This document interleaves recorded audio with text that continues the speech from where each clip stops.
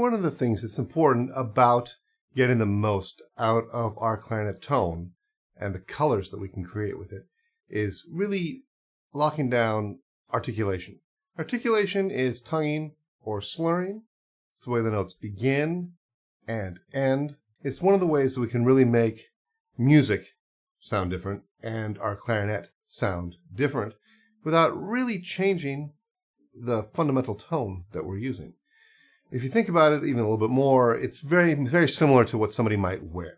When you go to work, we all have clothes that we would wear to work, and we also have clothes that we would wear at home. Probably not the same thing. For some people, yes. For some people, no. For me, you know that I like to wear my Cobra Kai shirt, which tells you something. I'm either silly, I like the show, I'm joyful, and perhaps a bit whimsical. Maybe all those things. So you do take in information. If I were sitting here in a suit, it would mean something different. And that's basically what articulation is. It's how we dress up the music.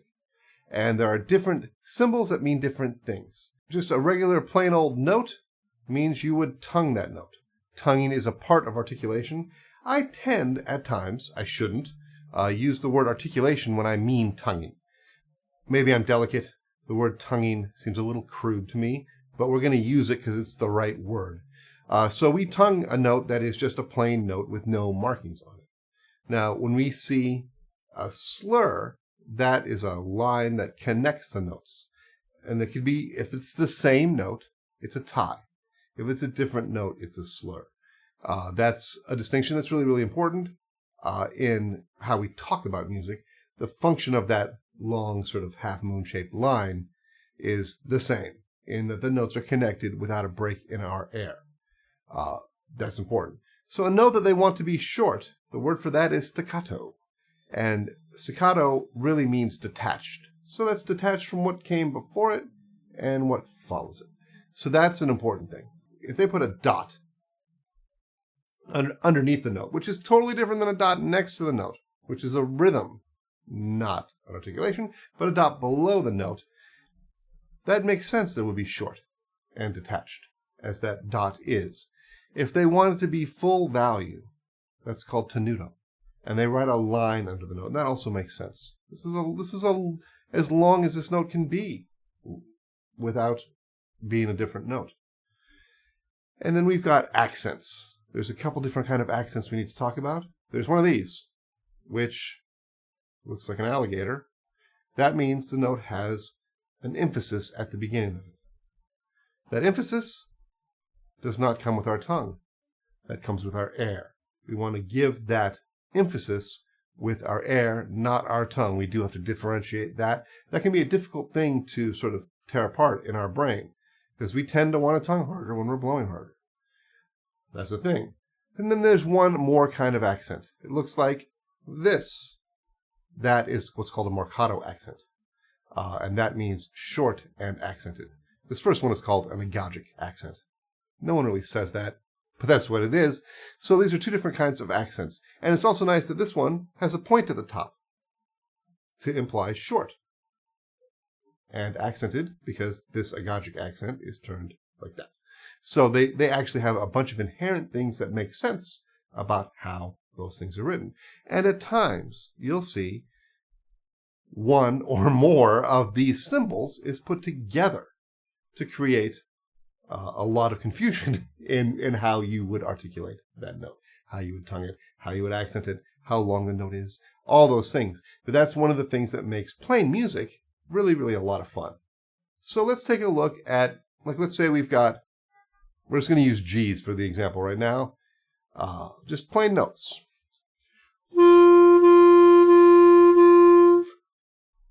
Those are full length notes.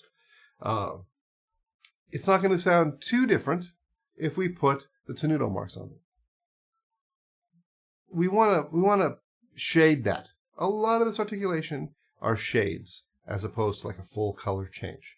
So that would mean we are going to maybe tongue a little lighter and have the notes sound connected.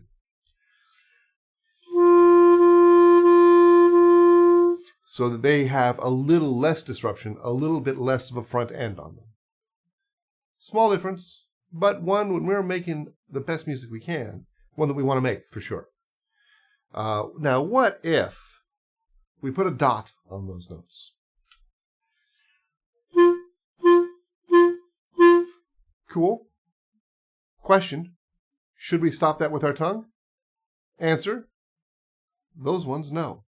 This becomes a bit of a hot topic. My understanding is, as clarinetists, we should always say not to stop a note with our tongue. And most of the time we shouldn't, but there are definitely times when we're going to. But you should always say that you don't. I don't know why that is. I found that to be true. In that instance, I did not stop the note with my tongue. I used an air stop. So I actually blew 4 times with a clean front end and a clean back end, but with my air. I just stopped blowing. I'll do it again.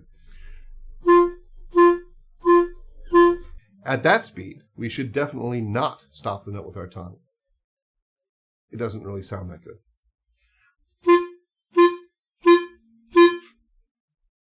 It kind of hits a brick wall. It's nicer if it's got a teeny bit of a delicate taper on it as it stops.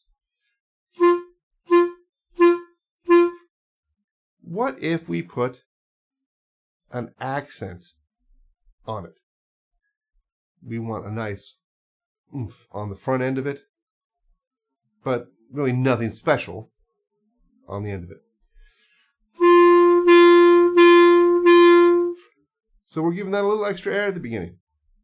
Trying all throughout this, we want our tone to be just a small section of our most beautiful sound. That's another thing to keep in mind. I've got a video on the actual technique of where our tongue should be. If you haven't checked it out, you should check it out. I think it's really good, if I do say so myself. But yeah, check that out, because I'm not talking about the mechanics of where your tongue goes or where you put it on the reed. That's not today's video. I've made it, and I should make it again, even better. I probably will. But what if we have then an accent and a staccato?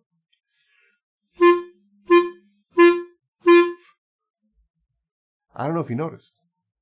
I delicately stopped that with my tongue. Let me do it without stopping it with the tongue. Not a huge difference, but always say you didn't stop it with your tongue. Okay, so now what about a Marcato accent?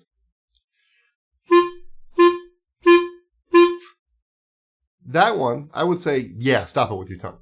That's a much more aggressive articulation. And we don't normally see that in Beethoven or Mozart or anything like that. In a lot of those situations, editors are putting the articulation in there. But when we're thinking about it leading with our ears and the sound, we don't hear those kinds of abrupt stops on a lot of woodwind playing in general in that era of music. That comes with more of a wide range in how music was interpreted later on. We will definitely see it in band music, and we'll definitely see it in new music. And if you play any sort of popular music, that sounds so old when I say it that way, but, popular music played with instruments, that have more punctuation. This is also a bit like punctuation. How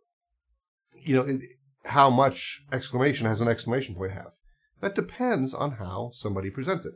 And that's the thing that we're doing here. We're making changes in how it gets presented and what gets literally accented or noticed. All right. So what if we put, let's do an accented staccato. A little different than the Marcato. These differences aren't huge. I know, but they are important. So let's go through some examples of what this might sound like. By the way, I'm reading off a PDF that I wrote in preparation to do this. I'm going to put it up on my website. You can come get it if you want it so that you can see what I'm talking about when I'm talking about it. I wrote, this is basically, if not exactly, there's one note that's not in the C major family. Well, it's in C major. It's just not in the C major triad, which is every other note is. All right, so this is fully slurred. I'm going to look this way to make sure I don't goof up.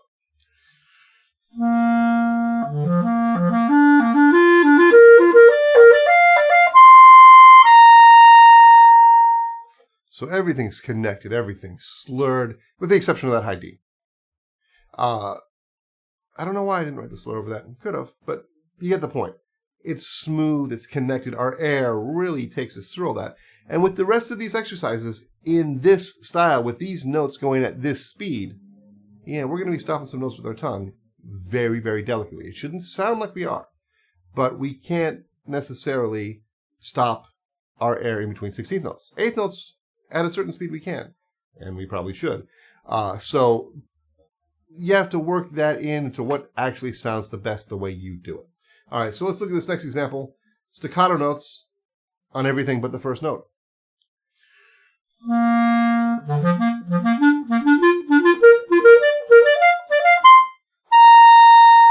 Okay, I didn't tongue stop the D, but I did gently tongue stop the 8th notes in that example.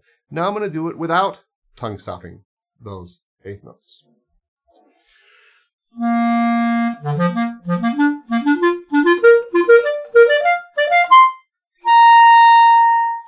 It's better. It is better.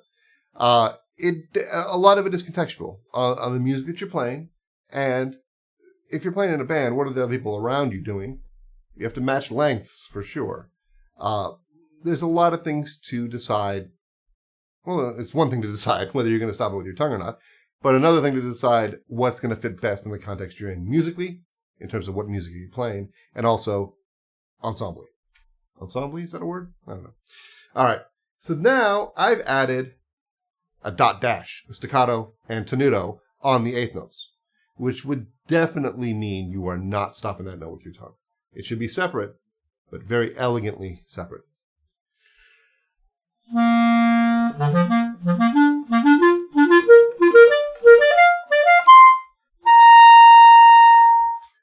Cool. So that one actually has it written in that you should not stop that with your tongue. The next one, I put Marcato accents on all the 8th notes, so we can hear accented short and clipped, probably.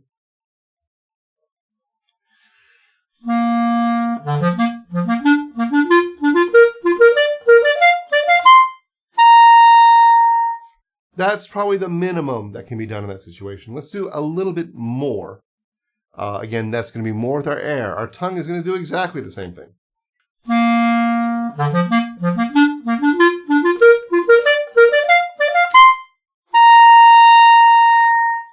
So that has a more aggressive positioning of the notes. And that's how a composer or editor or arranger is going to make those distinctions. Where we get to make choices as a performer is how much of that we're going to do. That is our contribution to that. Not whether we do it, but how much of it we're going to do. And there's a lot of nuance in it. I have also written out 3 different sets of articulation for a small bit of the concertino for clarinet, the Weber concertino. This first way is how I have seen it most often edited in music that we purchase and play. And this one has dots underneath a slur. Very contradictory, right? So this means, no, not tongue stopping these. We are going to elegantly shorten these notes. And maybe it's going to be a little questionable how detached they actually are. And again, that's our choice. But it has to be in a certain realm, a certain sphere of how we're doing it.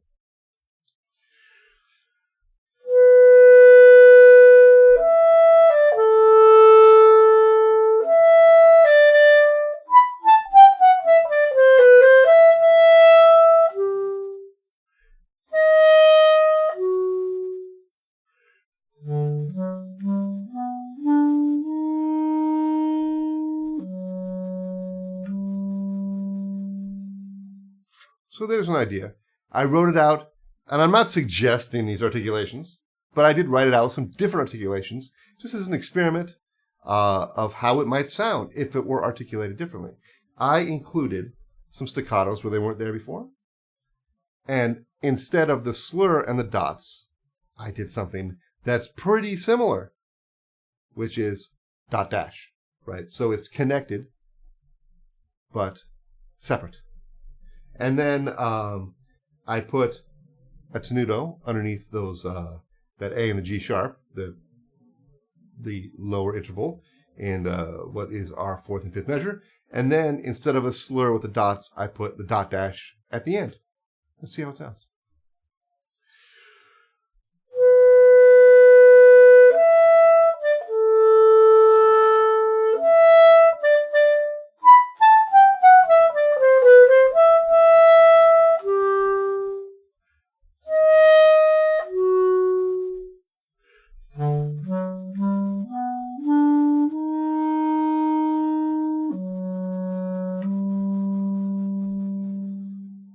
In a situation like that, I feel like the difference would be similar to like the tie color that somebody might wear with a suit.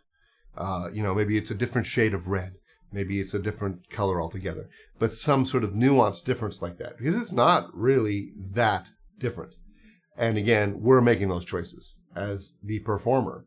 And that's actually one of the really fun things of like, this is to think about it. Like, oh, what am I trying to express here? How many bumps do I want in this? What do I want to come out the most? And articulation is what's going to get us there. That's why this is an interesting and important conversation. This comes as part of music choices, but even more than that, artistic choices. This is the art of playing a piece. All right, so I've added one more that has straight up staccato notes where there used to be some ambiguous marks. But this is I'm still going to play it within the framework of the style of this piece. That's also another thing that's important. The style of the piece, from what era it comes from, who wrote it, and the character of the piece, it informs a lot of the choices you're going to make.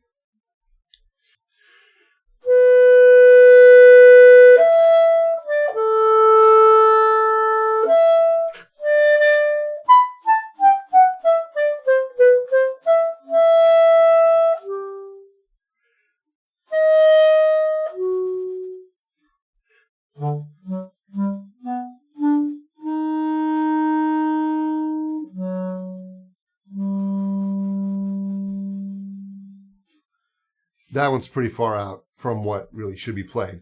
But it is interesting to hear not huge changes imply a lot about how the music sounds.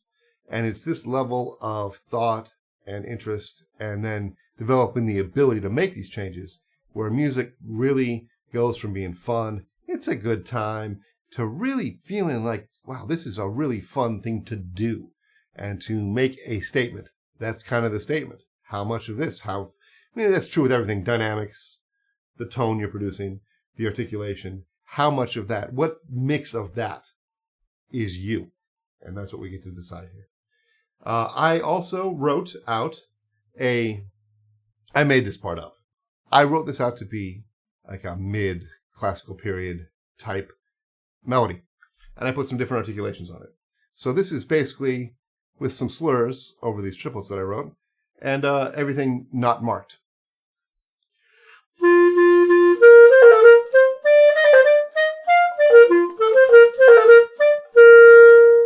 Not the finest classical thing ever written, but it is stylistically somewhat in that ballpark. I put some staccatos in there, some accents.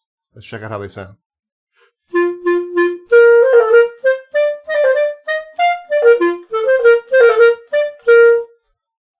A little bit different. Let's try some tenutos. Yeah, so this is not slurred, but very connected, full length.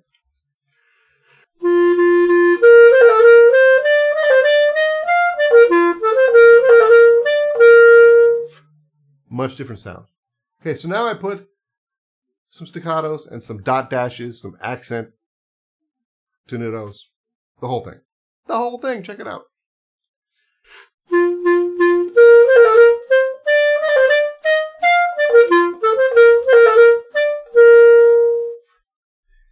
I don't like how that one sounds in terms of how the phrase works. I would never really, that last one probably should be a little bit more accented.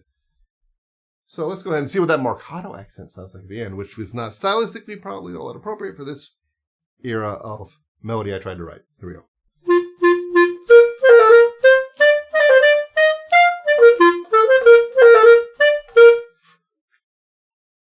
not that great in terms of how that articulation sounds stylistically. Let's do a couple more. Some accents with some staccatos. Marcato-ish, but not really. And generally some more accented playing, but not as much as a Marcato accent.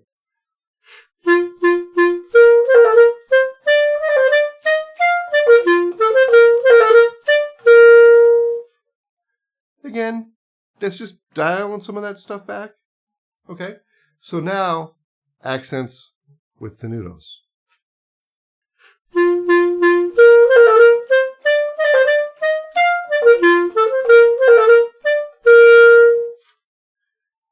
When we think about articulation choices, it's so much more than slurred or tongued, right? It is how does that note start? How does it end? What piece are we playing? What are the people around us doing? It's also interesting because a lot of instruments approach articulation differently than we do, which means that can inform our choice. If a string player plays a short note, it's still going to resonate inside their violin in a way that it doesn't for us. Pianists also can't stop a note as short as we can. Brass players can. Percussionists can. So it informs a lot of our choices. It really does. And it's one of the things that makes the music come alive and also makes the music yours. So I hope this was helpful. Again, this PDF that I wrote, I'm giving it away. So go check it out. Experiment with it. If you don't agree that I successfully carried this out, that is okay. If I didn't do exactly what I wrote, just don't tell me. Just think it. And I love you. If you haven't already, check out the Clarinet Ninja Dojo. I'm going to put a link to that information in the description. Also, like and subscribe. Like and subscribe, would you? And also, these links that I have in my description, and I'm going to link to my Amazon storefront as well. I make a little bit of money. If you want to buy stuff, you don't pay any more. They just give a little bit of what you give Amazon to me. And that's awesome when that happens. That's very, very helpful to me. Consider that when you're making your next set of purchases of reeds, books, ligatures, mouthpieces, whatever. There you have it. Go get this PDF. Like and subscribe, and I'll see you next time.